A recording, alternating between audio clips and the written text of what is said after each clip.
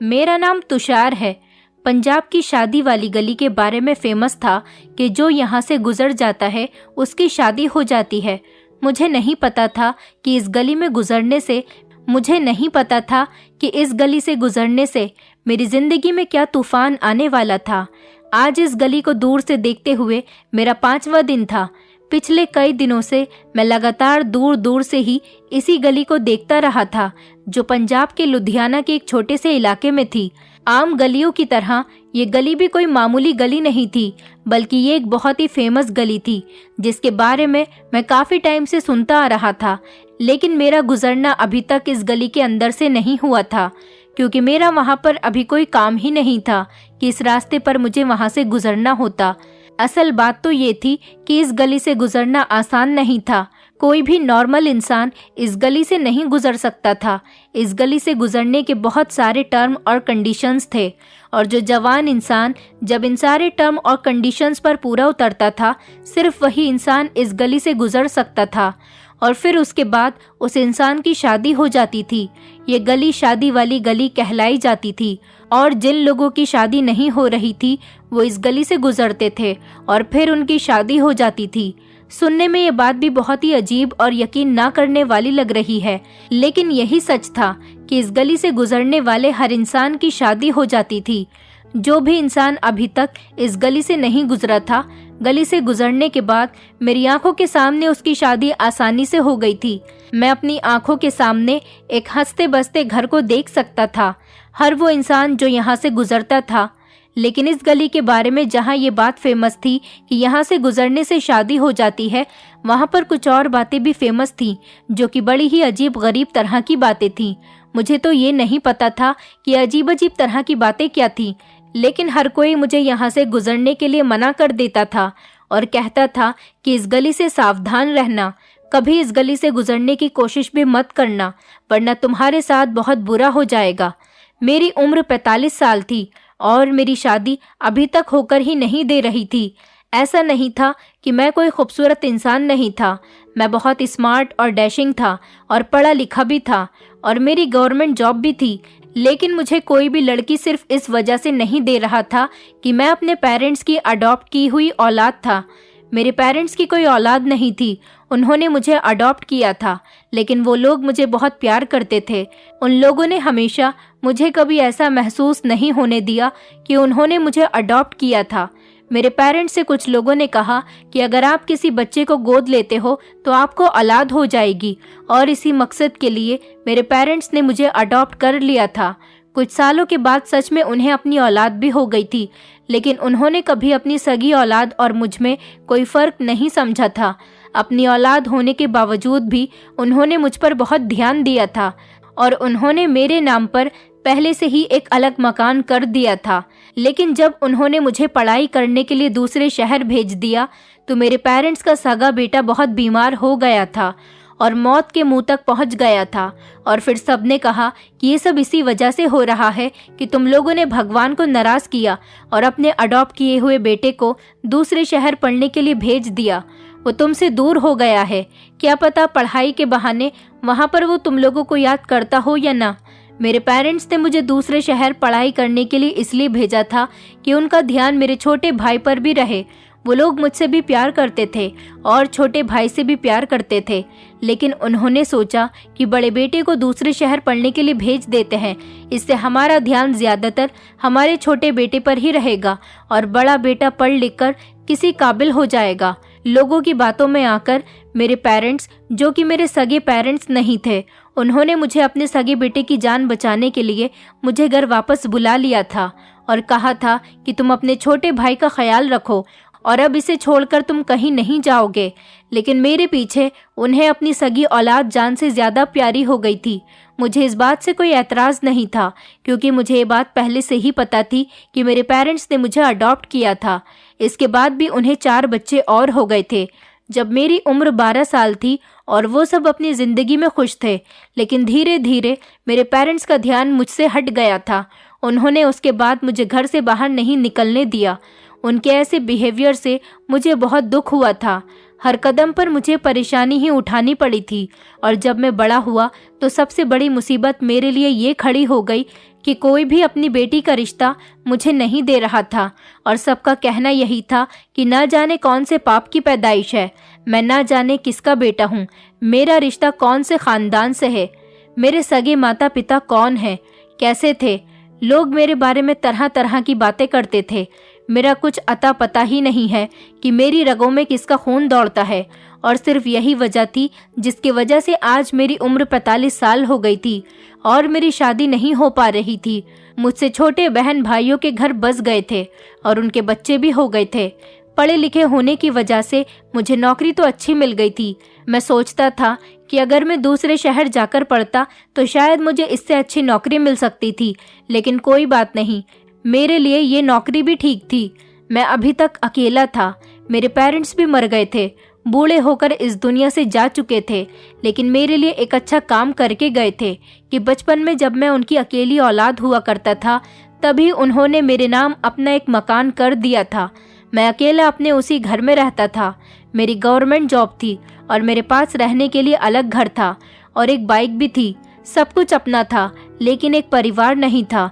इतना सब कुछ होने के बावजूद भी कोई मुझे रिश्ता देने के लिए तैयार नहीं था। जहाँ भी मेरे रिश्ते की बात चलती तो वहाँ पर मेरे अडॉप्ट होने की बात आ जाती थी और फिर लड़की वाले पीछे हट जाते थे कि मेरे परिवार का तो कुछ अता पता ही नहीं है, मैं किस फैमिली से बिलोंग करता हूँ। मेरे पेरेंट्स के जो रिश्तेदार मुझसे जलन रखते थे, उन्होंने मेरे बारे में सारे रिश्तेदारों में ये बात फेमस कर दी थी कि मैं किसी तवाइफ का बेटा था और मैं नाजायज़ बच्चा हूँ। इसलिए मेरी माँ ने मुझे फेंक दिया था और इन लोगों ने मुझे अडॉप्ट कर लिया था। ये बात मुझे बहुत तकलीफ देती थी। मुझे ये नहीं पता था कि इस बात में कितनी सच्चाई है, लेकिन इन अफवाहों ने मेरा जीना दुश्वार कर दिया था। मैंने अपने माता पिता का दिया हुआ घर किराए पर दे दिया था और मैं खुद उस मोहल्ले से निकलकर दूसरे मोहल्ले में शिफ्ट हो गया था। लेकिन मेरा बीता हुआ कल मेरा पीछा नहीं छोड़ रहा था। हर कोई मुझे जानता था। कुछ ऐसे भी लोग थे जो मुझसे हमदर्दी करते थे, लेकिन फिर भी अपनी बेटी देने की बात आती तो वो बात को ख़त्म करने की कोशिश करते थे और कहते थे कि तुम बहुत अच्छे लड़के हो, हमें तुम्हारे कैरेक्टर पर कोई शक नहीं, लेकिन बेटी देना हमारे बस की बात नहीं। वो लोग अपनी बेटी से शादी करवाने पर तैयार ही नहीं होते थे। भगवान ही जानता है कि मैंने ज़िंदगी के 45 साल किस परेशानी में गुजारे हैं। मैंने अपने आप पर लगे अडॉप्ट का दाग मिटाने के लिए बहुत मेहनत की थी। पढ़ाई लिखाई में भी बहुत मेहनत की, फिर जॉब की तलाश शुरू कर दी। मुझे मेरी मेहनत और इंटेलिजेंट होने की वजह से गवर्नमेंट जॉब भी मिल गई थी, जो इतनी आसानी से मिलना कोई बड़ी बात नहीं होती। मेरी किस्मत इस मैटर में तो बहुत अच्छी निकली थी। मैं रोज़ मंदिर जाता था और हर सोमवार को व्रत भी रखता था अपने कैरेक्टर से दर्द होने के लिए, लेकिन फिर भी लोगों को मेरे अंदर कोई अच्छाई नज़र नहीं आती थी। हर किसी को बस एक ही बात नज़र आती थी कि मैं अडॉप्ट की हुई औलाद हूँ, न जाने किसका बेटा हूँ और मेरा किस फैमिली से ताल्लुक़ है। मेरी ही यूनिवर्सिटी में एक लड़की को मुझसे मोहब्बत हो गई थी। मैं भी उससे प्यार करने लगा था और हम दोनों रिलेशनशिप में आकर बहुत खुश थे और शादी करने वाले थे। मैंने लड़की के घर रिश्ता भेज दिया। उन लोगों ने रिश्ता एक्सेप्ट कर लिया था। ये सुनकर तो मेरी खुशी के कोई ठिकाने ही नहीं थे, लेकिन अचानक ही रिश्तेदारों ने चुगली लगा दी और लड़की वालों को बता दिया कि इस लड़के का कोई परिवार नहीं है। एक फैमिली ने इसे अडॉप्ट किया था। इस लड़के के परिवार का कोई अता पता नहीं। बहुत सारे लोग मेरा रिश्ता हो जाने से खुश नहीं थे। उन लोगों को ये बात बहुत खल रही थी कि मेरा रिश्ता क्यों हो गया और लड़की वाले अपनी बेटी देने के लिए तैयार क्यों हो गए, क्योंकि काफ़ी सारे लोग मेरे पीछे हाथ धोकर पड़ गए थे। मेरे रिश्तेदारों ने चोरी चुपके उस लड़की के और उसके पेरेंट्स के कान भरना शुरू कर दिए थे। इस बात पर मेरा दिल टूटकर रह गया था। उस टाइम मेरी उम्र 24 साल थी और मैं हैरान था कि एक लड़की जो कल तक मुझसे मोहब्बत के वादे करती थी, मुझसे शादी करने के लिए तैयार थी, सिर्फ मेरे अडॉप्ट होने के बारे में सुनकर वो पीछे हट गई थी। आखिर मैंने उससे प्यार करने में क्या कमी कर दी थी? मैंने उस लड़की के साथ ना जाने कैसे कैसे सपने सजा लिए थे और वो लड़की लोगों के कहने में आकर पूरी तरह से बदल गई थी और उसने दूसरी शादी कर ली। मेरा तो मोहब्बत से भरोसा ही उठ गया था। इसका मतलब ये था कि मेरी मोहब्बत को मेरी शराफत, मेरी मेहनत कुछ भी नज़र नहीं आई। अगर उसे नज़र आया तो सिर्फ एक यही बात थी कि मैं अपने पेरेंट्स की सगी औलाद नहीं हूँ। दूसरों के हंसते बसते घर देखकर अब मुझे अपने आप को देखकर शर्म आने लगी थी। मैं चाहता था कि किसी भी तरह मेरी शादी हो जाए, क्योंकि मैं शादीशुदा लोगों की फैमिली देखकर अपने आप को गिल्टी फील करता था कि मेरे भाग्य में ऐसा क्यों नहीं है। फिर अचानक एक दोस्त ने मुझे शादी वाली गली के बारे में बताया, जो लुधियाना से किसी बहुत ही खुफिया जगह पर थी। दोस्त ने कहा कि इस गली से गुजरोगे तो तुम्हारी शादी जल्दी ही हो जाएगी। ये सुनकर तो मैं बहुत खुश हो गया था, लेकिन इसके पीछे कुछ टर्म्स और कंडीशंस थी जिनको पूरा करना ही था। मैं वो सारी कंडीशंस भी पूरी करने के लिए तैयार हो गया था, लेकिन फिर कुछ अजीब व गरीब बातें इस गली के बारे में मुझे सुनाई दी। मुझे नहीं पता था कि ये सब सच है या फिर झूठ है, लेकिन बहुत सोच समझने के बाद और हालात से तंग आकर मैंने किस्मत के आगे हार मानते हुए इस गली में जाने का फैसला कर लिया। वो गली हर आम और ख़ास इंसान के लिए नहीं खुलती थी। वहाँ पर एक बहुत ही बड़ा और मजबूत सा लोहे का गेट बना हुआ था, जिसमें ताला लगा होता था, और जिसको इसी गली से गुजरना होता था उसे बहुत सारे पैसे देने पड़ते थे और कुछ पेपर्स पर साइन करने पड़ते थे। और अजीब बात तो ये थी कि कागजात पर साइन करते हुए उनको पढ़ने की भी परमिशन नहीं थी कि जिस पर हम साइन कर रहे हैं इन पर क्या लिखा हुआ है। हम ये सब कुछ नहीं पढ़ सकते थे। ये तो एक बहुत ही खतरनाक बात थी कि हम ऐसे कैसे किसी पेपर्स पर साइन कर सकते हैं जिनको पढ़ने की हमें परमिशन ही ना मिली हो। मैंने इस बारे में काफ़ी सोचा कि मैं ये सब करूं या नहीं, लेकिन आखिरकार मैं तंग आ गया था। मैं अब और ज़्यादा इतनी बेइज्जती भरी ज़िंदगी नहीं जी सकता था। अब मेरी उम्र 45 साल हो गई थी। क्या मैं इसी तरह से सारी ज़िंदगी अकेले गुजारता?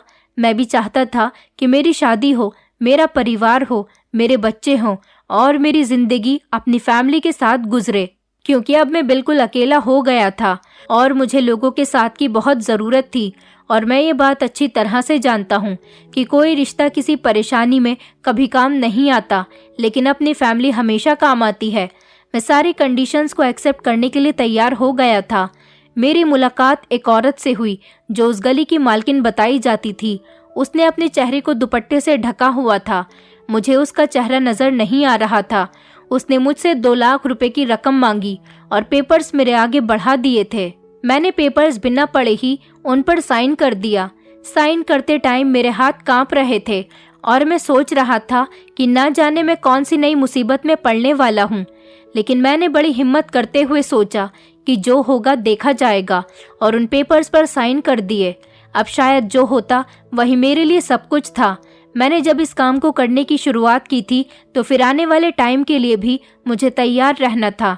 साइन करने के बाद मुझे इस गली के अंदर जाना था और मुझे गली के अंदर भेज दिया गया और कहा कि तुम यहाँ से गुजरो, और मैं वहाँ से गुजरने लगा।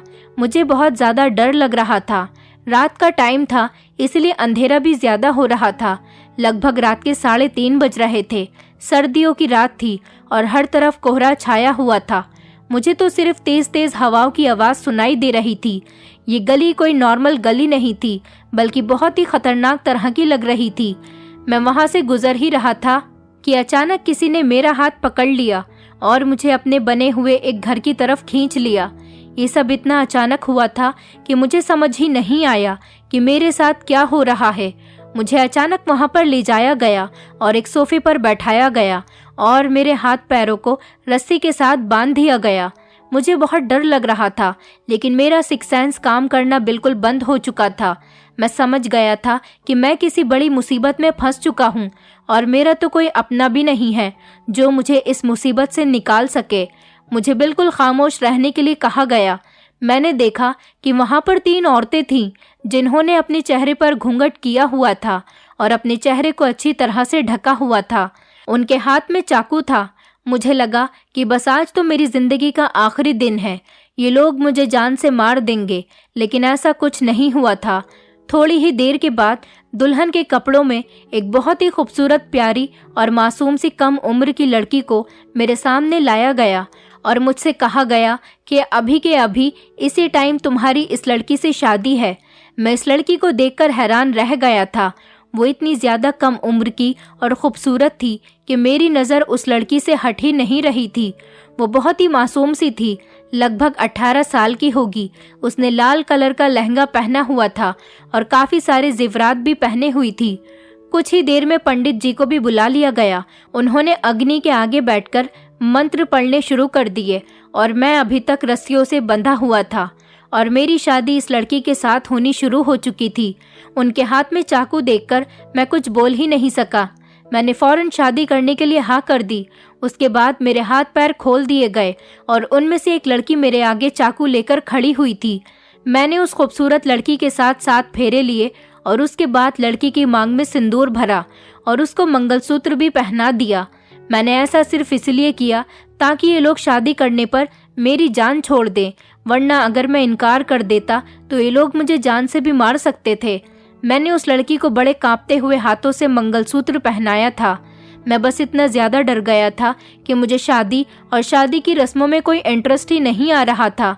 मैं बस ये चाहता था कि मैं जिंदा इस गली से निकल जाऊं और यहाँ से निकलना तो मुझे नामुमकिन लग रहा था। लेकिन मेरी हैरानी तब ज़्यादा बढ़ गई जब मेरी पत्नी मेरे हवाले कर दी गई और मुझसे कहा गया कि तुम्हारी शादी इस लड़की के साथ हो चुकी है, इस गली से निकलने की बात पूरी हो चुकी है और ये तुम्हारी पत्नी है। इसे अपने साथ लेकर जाओ और खुशी खुशी अपना घर बसाओ। मुझे अपनी किस्मत पर यकीन नहीं आ रहा था। मुझे पत्नी भी मिल गई थी और मेरी शादी भी हो गई थी और पत्नी भी इतनी खूबसूरत थी कि जिसके बारे में मैंने कभी अपने सपने में भी नहीं सोचा होगा। और इन लोगों ने मुझे आज़ाद भी कर दिया था। मैं खुशी खुशी उस लड़की को अपने घर लेकर आ गया था। मेरी खुशी का तो कोई ठिकाना ही नहीं था उस लड़की को देखकर, क्योंकि वो इतनी ज़्यादा खूबसूरत और प्यारी थी कि मैं थोड़ी देर पहले होने वाले सारे हादसे को भूल चुका था और उसकी खूबसूरती पर हैरान था। जिंदगी में पहली बार ऐसा हुआ था कि लाल लाल चूड़ियों की खनखनाहट और पैरों की पायलों की आवाज़ मेरे सुनसान घर में गूंज रही थी। अपनी पत्नी की चूड़ियों की आवाज़ सुनकर तो मुझे अपनी किस्मत पर यकीन ही नहीं आ रहा था कि जो मैं सुन रहा था क्या वो सच में मेरी ही पत्नी की चूड़ियों की आवाज़ थी। मुझे सच में अपनी किस्मत पर यकीन नहीं आ रहा था कि इतनी जल्दी मेरी किस्मत पलट सकती है। कितने सालों के बाद मैंने अपने घर में अपने साथ किसी दूसरे को पाया था और वो भी कोई और नहीं बल्कि मेरी पत्नी थी। मेरे कान तरस गए थे इस घर में किसी और की आवाज़ सुनने के लिए और आज मुझे मेरे सब्र का फल भी मिल गया था, जिसे देखकर मुझे बहुत खुशी हो रही थी। मैंने उस लड़की से उसका नाम पूछा तो उसने अपना नाम इशिता बताया। उसका नाम भी उसी की तरह खूबसूरत और नाजुक सा था। मैं उसके साथ सुहागरात मनाना चाहता था और वो भी शर्मा रही थी। हम दोनों अपने कमरे में आ गए।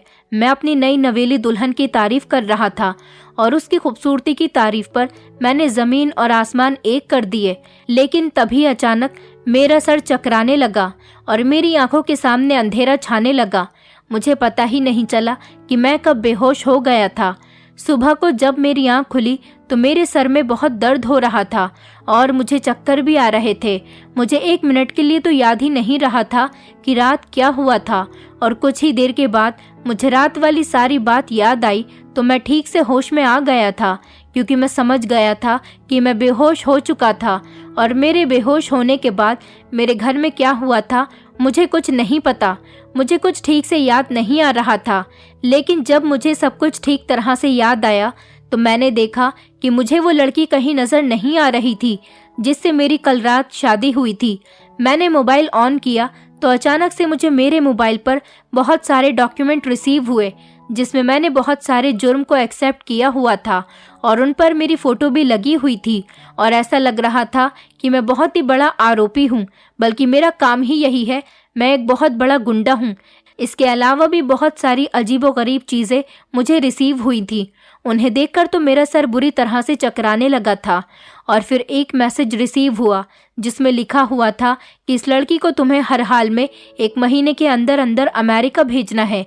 कानूनी तरीके से इसको अपनी पत्नी जाहिर करके इसके पेपर्स बनवा के तुम इस लड़की को अमेरिका भेज दो, वरना तुम्हारा अंजाम अच्छा नहीं होगा। ये मैसेज पढ़कर तो मेरे पैरों तले से ज़मीन निकल गई थी। थोड़ी देर बाद मैंने देखा कि मेरी पत्नी कमरे के अंदर आई थी। कमरे में उसके हाथ में कुछ पेपर्स भी थे।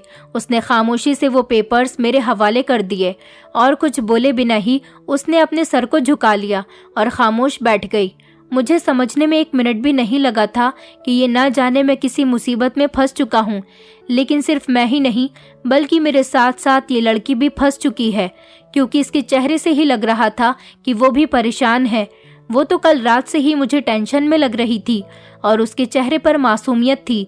मैं समझ गया था कि इस लड़की को किडनैप किया गया है और इन लोगों का यही काम है, लड़कियों को किडनैप करवाकर उन्हें अमेरिका ट्रांसफ़र करने का। ये लोग अपने गैर कानूनी तरीके से शायद अमेरिका में लड़कियों को बेचते होंगे और इस लड़की के साथ भी अब यही होने वाला है। इससे पहले शायद इन लोगों को लड़कियों को अमेरिका ट्रांसफ़र करने में परेशानी हो रही होगी, इसलिए अब इन लोगों ने ये नया तरीका अपनाया होगा कि ये लोग कानूनी तरीके से लड़कियों को अमेरिका भेजने का, किसी की पत्नी बनाकर शादी के नाम पर पेपर्स पर साइन करवाकर फिर आराम से इन लड़कियों को भेज देंगे ताकि किसी को इन लोगों पर शक न हो। मैंने इस लड़की से बहुत सारे सवाल जवाब किए कि क्या तुम्हें किडनैप किया गया है, क्या तुम मजबूर हो, लेकिन उस लड़की ने मेरे सामने अपना मुंह नहीं खोला और किसी बात पर भी जवाब नहीं दिया। वो एक शब्द भी बताने के लिए तैयार नहीं थी।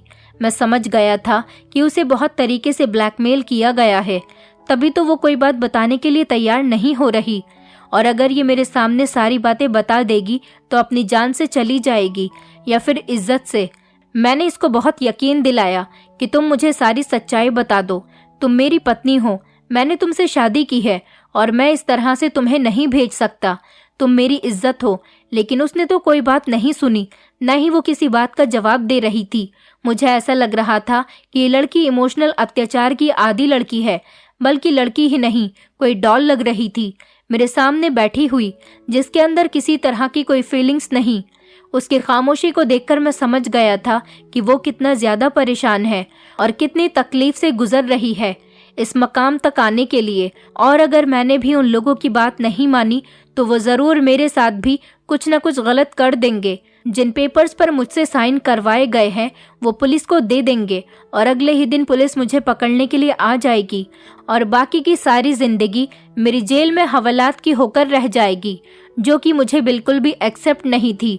मुझे 1 महीने के अंदर का अल्टीमेटम दिया गया था इस लड़की को अमेरिका भेजने का।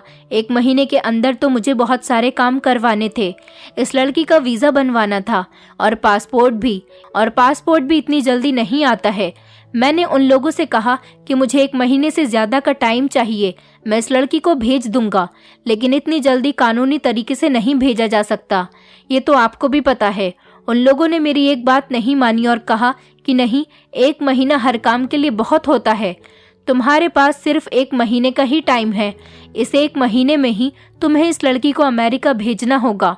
उन लोगों ने कहा कि और तुम्हें किसी तरह की जल्दबाजी करने की कोई ज़रूरत नहीं, वरना तो तुम्हें अपनी जान से हाथ धोना पड़ेगा। मुझे उस टाइम अपना वही दोस्त याद आया जिसने मुझे उस गली के बारे में बताया था। मेरे इस दोस्त ने मुझे फंसा दिया था। यहाँ पर ज़्यादातर गवर्नमेंट जॉब करने वाले लोगों को ही बुलाया जाता है ताकि उन्हें फंसा सके और उन लोगों पर कोई शक न कर सके। सरकारी काम करने वाले लोगों के पास अपने पेपर्स होते हैं और शहर के बड़े बड़े लोगों के साथ उनकी जान पहचान होती है, इसलिए किसी को उन पर शक नहीं होता। इसलिए उस गली में रहने वाले इस खतरनाक गैंग ने मुझे बलि का बकरा बना लिया था। ज़रूर लोगों ने या तो मेरे दोस्त को ब्लैकमेल किया था या फिर उसे ये काम करने के लिए पैसे दिए थे, क्योंकि इस हादसे के बाद से मेरा दोस्त मुझे नज़र नहीं आया था। मुझसे कहा गया था कि मैं आराम से रोज़ अपने काम पर ध्यान दूं, जैसा रूटीन मेरा पहले रहता था वैसा ही मैं अपनी लाइफ स्पेंड करूं, ऑफिस जाऊं, ताकि किसी को मुझ पर शक न हो। मुझे तो अपनी जान के लाले पड़े हुए थे। मैंने बहुत पैसा लगाकर इस लड़की के पेपर्स बनवाए थे। काफ़ी दिन गुजर चुके थे। ज़्यादा सोर्स और पैसे की वजह से जल्दी ही इस लड़की के डॉक्यूमेंट बन गए थे। यहाँ तक कि इस लड़की के जाने का टाइम भी आ गया था और इस सारे टाइम में वो लड़की खामोशी रहती थी। लगभग वो लड़की मेरे साथ 25 दिन रही थी और अभी तक मैंने उसकी आवाज़ ठीक से नहीं सुनी थी। मैं समझ गया था कि वो मुझे कुछ बताने वाली नहीं। दोबारा मैंने उसे कभी तंग नहीं किया और ना ही इस टॉपिक पर कभी बात की। मैं नॉर्मल रूटीन की तरह सुबह को ऑफिस चला जाता था और वो सुबह को मेरे लिए चाय नाश्ता बनाती थी, जैसे कि हर पत्नी अपने पति के लिए करती है। फिर इसके बाद जब मैं दोपहर को घर वापस आता था तो वो डाइनिंग टेबल पर मेरे लिए खाना लगाती और हम दोनों एक साथ बैठकर खाना खाते थे। मुझे कहा गया था कि मैं खुशहाल कपल्स की तरह उसे शॉपिंग पर भी लेकर जाऊं, उसे घुमाने भी लेकर जाऊं और उसके सारे शौक पूरे करूं, इसलिए मैं उसे शॉपिंग भी करवाता था।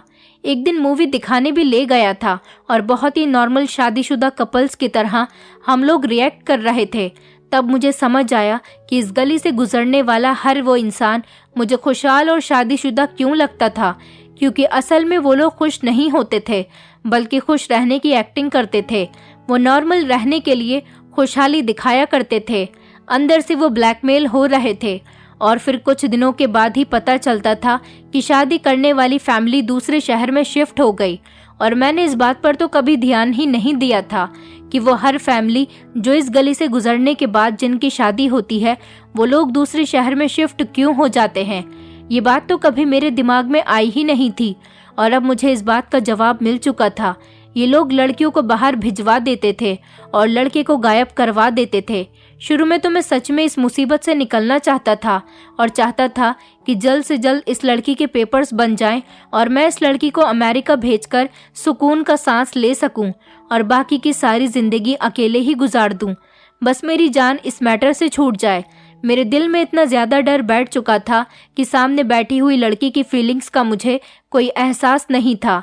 लेकिन इतने दिन इस लड़की के साथ गुजारने के बाद मुझे एहसास हो रहा था कि इस मासूम सी लड़की से मुझे प्यार हो गया है। ये बहुत सीधी सादी लड़की है। वो मेरी पत्नी थी, लेकिन अभी तक मुझसे दूर दूर थी, क्योंकि मुझे इसके करीब जाने की परमिशन ही नहीं थी। ये सभी इसी गैंग से रखी गई एक शर्त थी कि मैं इस लड़की को हाथ तक नहीं लगाऊंगा। काफी बार मैं उसे देखकर बहक जाता था, लेकिन मुझे महसूस होता था कि इस गैंग ने मेरे घर में खुफिया कैमरे लगा रखे हैं और उन्हें मेरी हर हरकत के बारे में खबर मिलती रहती है। इसी डर से मैं उस लड़की के करीब नहीं जा पाता था। हालांकि मुझे पता भी नहीं था कि जो मैं सोच रहा हूँ वो सच है भी या नहीं। वो लोग सच में मेरी हर एक हरकत पर नजर रखे हुए थे, लेकिन शायद ये मेरा वहम था। ऐसा सिर्फ मुझे लगता था, लेकिन मुझे पक्का यकीन नहीं था। मगर इस लड़की की खामोशी तो मुझे यही बता रही थी कि मेरे घर में कैमरे लगे हुए हैं जो मुझे कहीं नजर नहीं आ रहे, वरना ये लड़की कुछ न कुछ तो मुझे जरूर बताती। जब उस लड़की के अमेरिका जाने का टाइम आया तो 2 दिन पहले उसकी फ्लाइट थी और मैंने टिकट उसके हाथ में दे दिए थे और मैंने उससे कहा कि अब तुम्हें यहाँ से जाना है। मेरा दिल तो नहीं कर रहा था कि मैं उसे यहाँ से भेज दूं, लेकिन मैं इसके अलावा कुछ कर भी नहीं सकता था। इससे मेरा और उस लड़की दोनों की ही जान को खतरा था और वो कुछ बोलती भी तो नहीं है कि मैं उसकी मदद कर सकूं। और मुझे लगता है कि मैं उसकी मदद कर भी नहीं सकता, क्योंकि मेरे हाथ में कुछ नहीं है। मैं पूरी तरह से इस गैंग के हाथों में ट्रैप हो चुका हूँ। सुबह को जब उस लड़की की फ्लाइट थी तो रात को मैंने देखा कि वो मुझे कुछ परेशान नजर आ रही थी और फूट फूट कर रो रही थी। वो सारी रात रोती रही थी, सोई भी नहीं थी और हाथ जोड़कर भगवान के आगे बैठकर प्रार्थना कर रही थी और ना जाने भगवान से बार बार मदद की गुहार लगा रही थी। पहली बार था जब मैंने उसकी ठीक से आवाज़ सुनी थी। जितनी वो खूबसूरत थी उससे कहीं ज्यादा खूबसूरत तो उसकी आवाज़ थी और वो बार बार भगवान से रो रो कर मदद मांग रही थी। तो ऐसे कैसे हो सकता था कि भगवान उसकी मदद नहीं करता। मैं समझ गया था कि वो बहुत मजबूर है, इसलिए तो इतना ज़्यादा रो रही है। मैंने उससे कहा कि तुम मजबूर हो, तुमने मुझे क्यों नहीं बताया। लेकिन अब मैं खामोश नहीं बैठूंगा। चलो, हमारे पास सिर्फ यही टाइम है, हम दोनों यहाँ से निकल चलते हैं। मेरी बात सुनकर वो और भी ज़्यादा रोने लगी और कहने लगी, इन लोगों के पास मेरी बहुत सी वीडियोस हैं। इन्होंने मुझसे कहा कि अगर मैंने किसी तरह की चालाकी की तो ये लोग मेरी वीडियो लीक कर देंगे। मैंने उस लड़की से पूछा कि क्या मेरे घर में खुफिया कैमरे तो नहीं लगे हुए, तो उसने कहा कि नहीं, लेकिन मैं इन लोगों से बहुत डरती हूँ, इसलिए तुम्हें कुछ नहीं बता रही थी। मैंने कहा कि तुम्हें डरने की कोई ज़रूरत नहीं। जब यहाँ पर कैमरे नहीं लगे हुए तो फिर तुम्हें डरने की भी कोई ज़रूरत नहीं। उन लोगों को कैसे पता चलेगा कि तुमने मुझे कुछ बताया है? तुम डरो मत, खामोश हो जाओ और रोना बंद करो। तुम जल्दी से मुझे सारी बात बताओ। उस लड़की ने बताया कि वो लोग खूबसूरत और कम उम्र की लड़कियों को किडनैप करते हैं और फिर ये शादी वाली गली का ड्रामा रचते हैं और फिर लोगों के हवाले उन लड़कियों को कर देते हैं और कुछ दिनों तक वो लड़कियां उनके साथ रहती हैं और उन्हें लगता है कि सच में उनकी शादी हो चुकी है, लेकिन रहते रहते उनकी हकीकत सामने आ जाती है। आपके सामने तो ये सच्चाई जल्दी ही आ गई, वरना कुछ लोग तो काफ़ी सारे महीने गुजरने के बाद इस हकीकत के सामने आते हैं। मैंने उससे कहा कि तुम अपनी वीडियो की बात ही मत करो, तुम वीडियो से डर रही हो और सोचो जब तुम्हें अमेरिका भेज दिया जाएगा और तुम्हारे साथ कितने खतरनाक लोग होंगे जो तुम्हारी इज्जत पर भी हाथ डाल सकते हैं, तो क्या तुम वो सब कुछ बर्दाश्त कर सकती हो? मेरी बात सुनकर वो रोने लगी थी। उसने मुझसे कहा कि अगर मेरे अंदर ये सब बर्दाश्त करने की हिम्मत होती तो मैं आज भगवान के आगे इतना गिड़गिड़ाकर मदद की पुकार नहीं लगा रही होती। मैंने कहा तुम फिक्र मत करो, हम लोग यहाँ से निकल चलते हैं और फिर सुबह किसी को नजर ही नहीं आएंगे। वो बहुत डर रही थी, लेकिन उसके आंसू देखकर मेरे अंदर बहुत ज्यादा हिम्मत आ गई थी। उसके आंसुओं को देखकर मैं जैसे शेर बन गया था। मैंने उसका हाथ पकड़ लिया और उससे कहा कि चलो यहाँ से, अब तुम्हारी इज्जत मेरी इज्जत है। मेरे होते हुए तुम्हें परेशान होने की जरूरत नहीं। हम दोनों ने अपना सामान पैक किया और रातों रात हम उस घर से गायब हो गए। मुझे डर भी लग रहा था कि शायद उन लोगों को हमारी इस हरकत की खबर लग गई, लेकिन रात के इस टाइम पर शायद वो लोग भी सो रहे होंगे। लेकिन भगवान हमारी मदद कर रहा था। मैं उस लड़की को अपने एक फ्रेंड के घर लेकर चला गया था। मैंने अपने फ्रेंड को कुछ नहीं बताया था, क्योंकि अगर मैं उसे सब कुछ बता देता तो वो मुझे अपने घर पर रखने से इनकार कर देता। फिर उसके बाद हम दोनों ने कुछ ही दिनों में इतने सारे ठिकाने बदले थे कि जिसका कोई हिसाब किताब ही हमारे पास नहीं था।